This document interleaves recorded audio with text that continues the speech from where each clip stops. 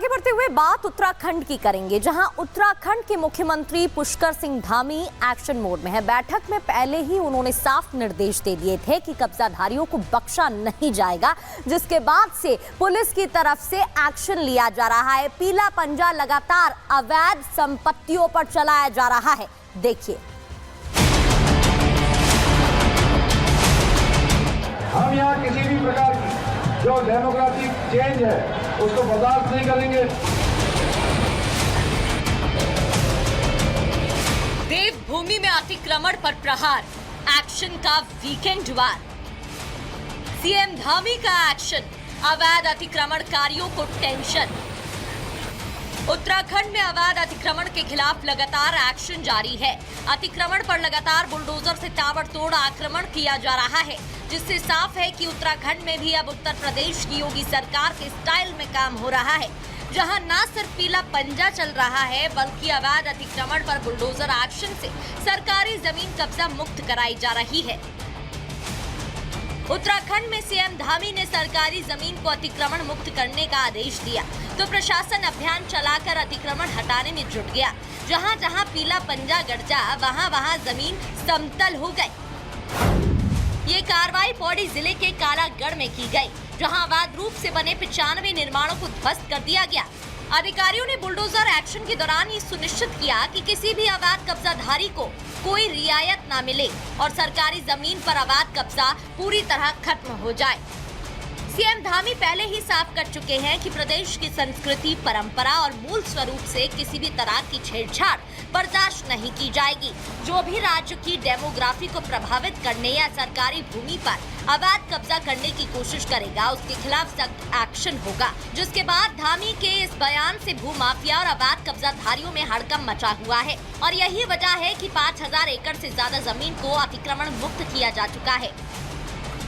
उत्तराखंड के जो संसाधन हैं, उत्तराखंड की जो जमीनें हैं, उनको भूमाफियाओं से बचाने के लिए और विभिन्न प्रयोजनों से जिन्होंने भूमि की खरीद फरोख्त की है, उसमें उन्होंने उसका उपयोग नहीं किया है, बल्कि ऐसे स्थानों पर उसका दुरुपयोग हुआ है। मुझे प्रसन्नता है कि हम इन सभी मुद्दों को समाहित करते हुए उत्तराखंड में एक सख्त एवं तार्किक भू कानून की, या मैं कहूँ कि भू सुधार की नींव रखें।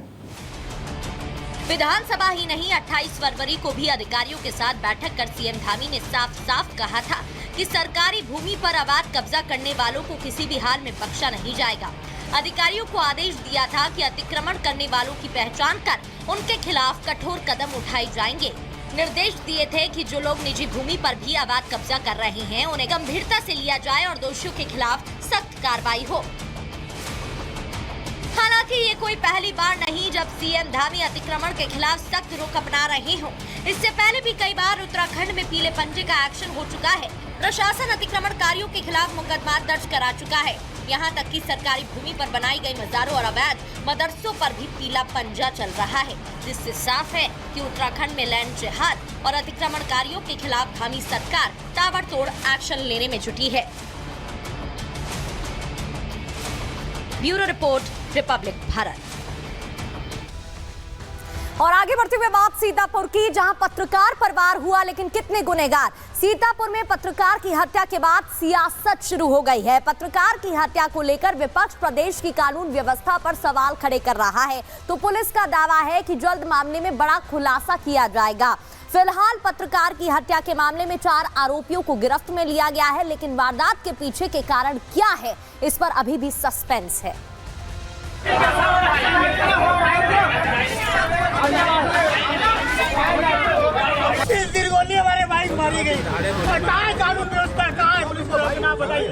उत्तर प्रदेश के सीतापुर में अपराधियों ने एक बड़ी वारदात को अंजाम दिया। शनिवार को बाइक सवार बदमाशों ने एक पत्रकार की गोली मारकर हत्या कर दी।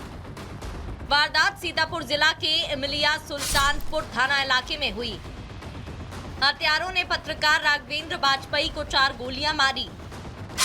आनन फानन में राघवेंद्र को अस्पताल पहुंचाया गया, जहां डॉक्टरों ने उसे मृत घोषित कर दिया।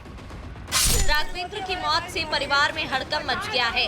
बूढ़े पिता रो रो कर निढाल हो गए। परिवार वाले अपराधियों की गिरफ्तारी की मांग कर रहे हैं।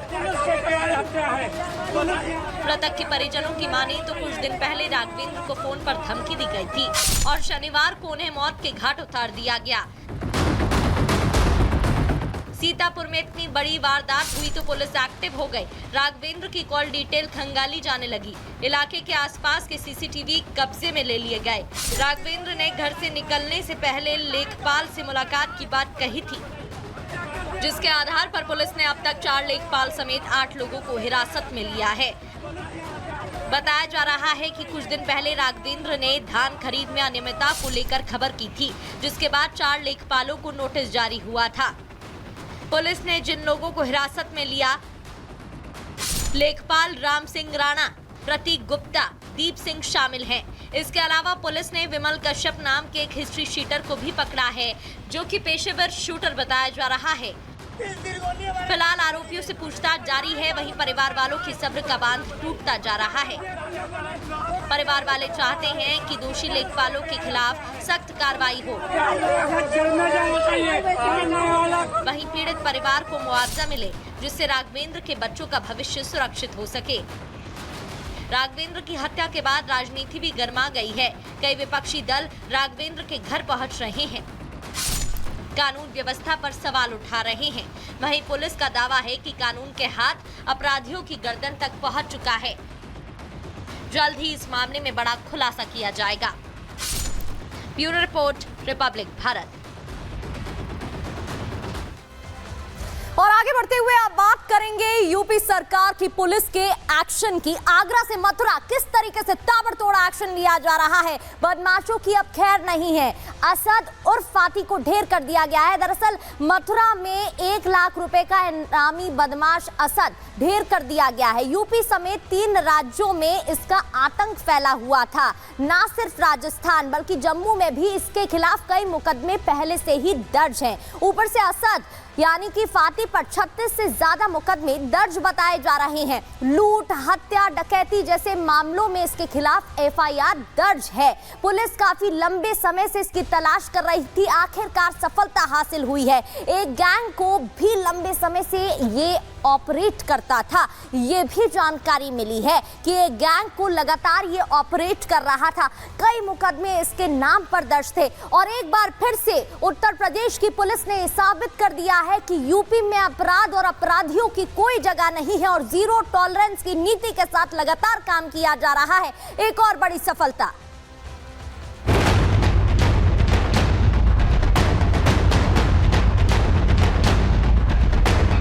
यूपी में जो करेगा अपराध, पुलिस कर देगी हिसाब।